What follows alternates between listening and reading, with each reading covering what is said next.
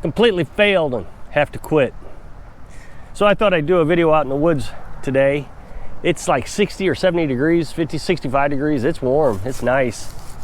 Really windy, but I think there's a big cold front coming next week, so it'd be nice to get out in the woods and just sit here on this stump. And actually, it's a piece of wood that I cut up and never brought in. So to give you a little history on how I got to this point where I'm living off grid in a little tiny house. About 20 years ago, I got in this mindset that the world was coming to an end. I may not even been 20 years ago, it may have been 15 years ago, but I was pretty convinced that things were going south quickly. In 2008, we had a big economic downturn, which only reinforced this idea.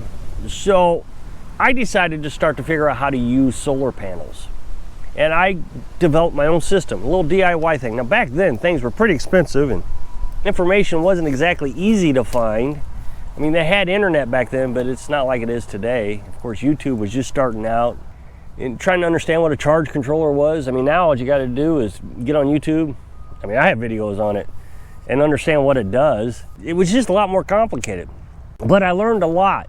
So much so that at one point I was able to build a train track around my dining room, and I ran it off solar panels, DC alone. I was able to use resistors. I had LED lights. My wife had a picture of Seattle, and we put LED lights, poked holes in there, and I was able to run the LED lights off the solar with little resistors that reduced the amount of voltage that was going into the LEDs. I learned a lot doing all that. Well, as time went on, I sold that house and ended up getting a job. I kind of abandoned the idea that the world was going south, and so I worked really hard, and I got in a lot of debt while I was working really hard. My wife, ex-wife, left after my daughter went to college. My daughter was 14 when she went to college, and now my daughter is adopted. I adopted my stepdaughter is what I did. So my wife's daughter I adopted. So I had to pay child support for about, I guess, 4 years? And I also had to buy her a car. Well, I gave her my car is what I did, and I ended up buying this truck. Then I met Carolyn, and we were able to get me debt-free. Carolyn doesn't spend money. It's even hard to imagine that I ever spent money. Now that I've met Carolyn, it's just so easy not to spend money. And I know that's crazy, but we don't have to spend anything. Now that we're debt-free, we don't spend. Well, after we got debt-free, we got tired of our job, ended up quitting, and we bought a pop-up camper, traveled the country for a few years. I was able to take that knowledge that I had and put it into a pop-up camper. Now, I didn't have solar panels, but I did have a generator with a battery charger, and we ran off a battery with an inverter. Same concept, same principles as with solar panels, except I didn't need the solar panel or the charge controller. Now, the whole time I was on YouTube, people were telling me, you need solar panels, you need solar panels. But I just didn't want to get invested in that, and I'm glad I didn't. Somebody burned down our pop-up camper, so we ended up having to build a truck camper. Now, believe it or not, solar panels aren't exactly light. I think my 10 solar panels are over, I don't know, 100 pounds. I mean, they're pretty heavy. So putting that on my truck camper, a little 4-cylinder truck, plus the 200 pounds of camper and all the stuff that we have living in the camper, it was just too much weight. We were happy with the generator. The generator was 50 pounds, and it gave us more electric per pound than the solar panels did. So when we got tired of traveling, we decided that we wanted to live off grid in a little tiny house. Well, I already had a lot of this knowledge and understanding how to do it. I didn't know how to build a house though. So I had to do a lot of research, just like I did when I was developing my first solar panels and had learned how to do LED lights and all that jazz. So I went slow and went small. I got through it. It was a lot of work though. And it burned me out. I'm tired of it. I just do not want to build anything again. I get people in the comment section, you ought to build this, you ought to build that. I'm just not going to. I think there's this idea that people should help me, that I should ask the neighbors around here to come and help me do things, and then I should do things for them. And I'm just not that kind of person. I am not a people person. I know that is hard for people to understand who are people persons. I don't want anything to do with them, because then you're obligated to take care of them and help them. I mean, every friend I ever had ended up with just wanting money. I don't know. Friendships always fail on me. Maybe it's me. I'm totally happy to admit it might be me. But in the end, whatever the reason is, I don't hang around with people. I always get burned by them. So anything I do, I have to do by myself or with Carolyn's help. I've always been like this. If I built a porch, I did it by myself. When I built a tiny house, I built it by myself. Carolyn helped me lift up one wall, and after that, I just built the whole thing myself. Now you can go into my playlist and you can see a bunch of videos. They're not all there, but you can see a bunch of videos of me building the tiny house, piece by piece. Now people seem to think that I should have made one video, but it took me months to build that tiny house, so it had to be a series of videos. The closer I got to being finished with building it, the more mistakes I was making. I don't feel like I was in a hurry or rushing. I think I was just getting burned out, and it was easier to make mistakes. Also, the more I did, the higher it got, the roof. So mistakes were easier to make and harder to correct because I was up and down on a ladder. Now also remember, we didn't have a lot of tools. We also didn't have a lot of electric. People would say that I needed to buy battery operated power tools. Okay, but that's more money, more cost. The whole key to this is being able to do it so you can actually accomplish it. And once you start saying, okay, you need to spend money here and you need to hire a crew over here and you need to do this over here, then it's out of hand. You just can't do it. The key is, in my mind, is to think smaller. So our property is 1.5 acres. I hear all the time in the comment section, no, you gotta have at least 5 acres, if not 10. Well, why? I'm not sure I understand why. This piece right back here is untouched.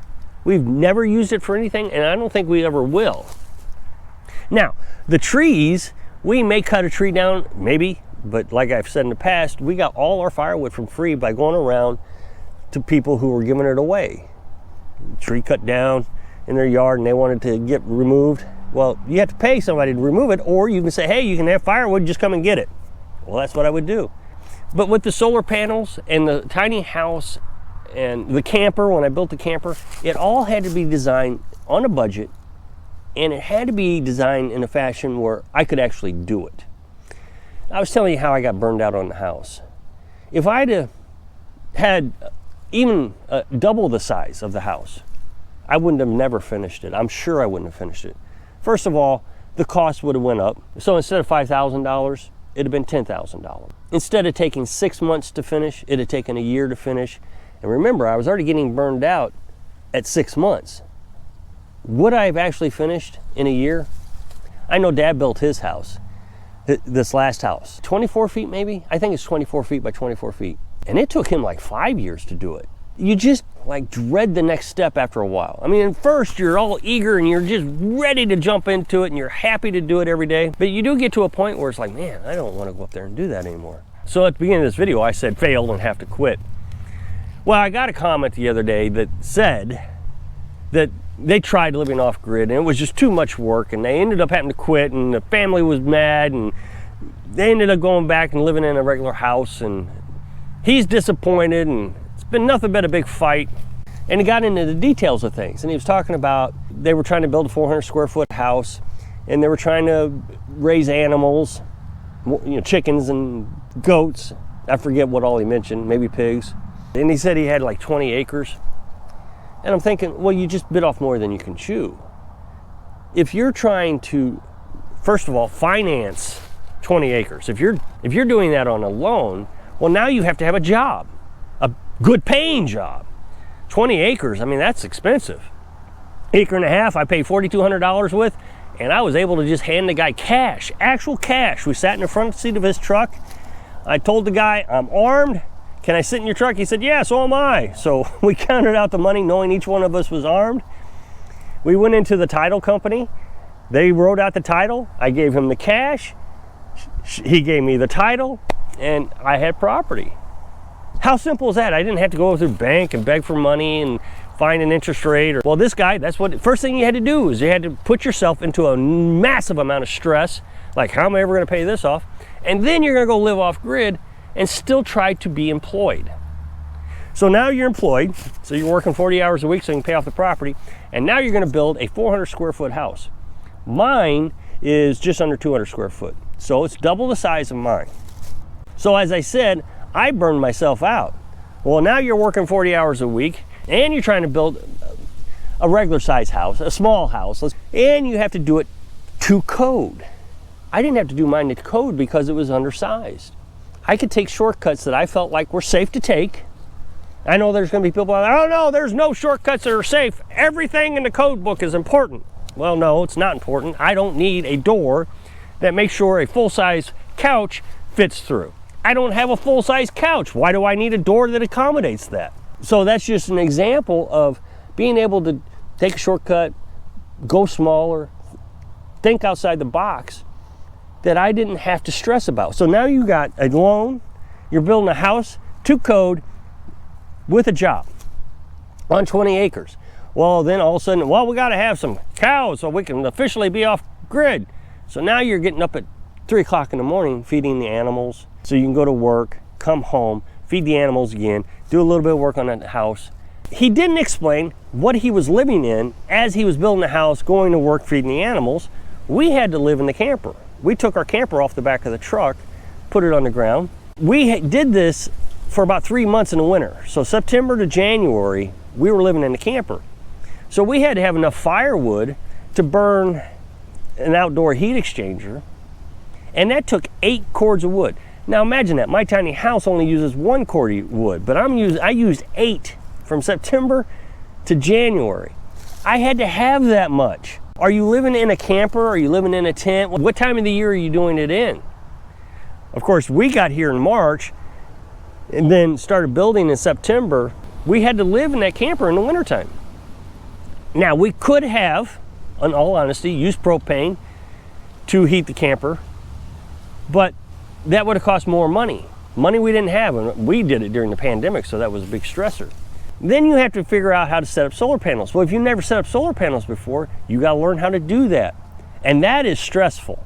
Trying to learn how to do something when you need it. It's much better to have a thorough understanding of how that works before you need it. Hence the idea that I set it up years ago, and then I did it again in the camper, the pop-up. So these folks put way too much on their plate to start. This is why I think minimizing your life is important. First of all, I wouldn't recommend doing this if you have children. People are going to disagree with me, but you have children, then you have more to do. There's just another added responsibility. Got to take care of the kids, got to get them off to school, got to do their homework. They got to do their homework in a tent or a camper. And you're trying to pay all the bills and build a house. It's just way too much. So I understand having this huge dream of all this stuff, but the reality is you will fail or you will never even get off the ground. So if you click this up next box, it'll take you to a video where I was talking about solar panels. So I hope I can inspire you. Think small, live big, so you can live your dreams. Thanks for watching.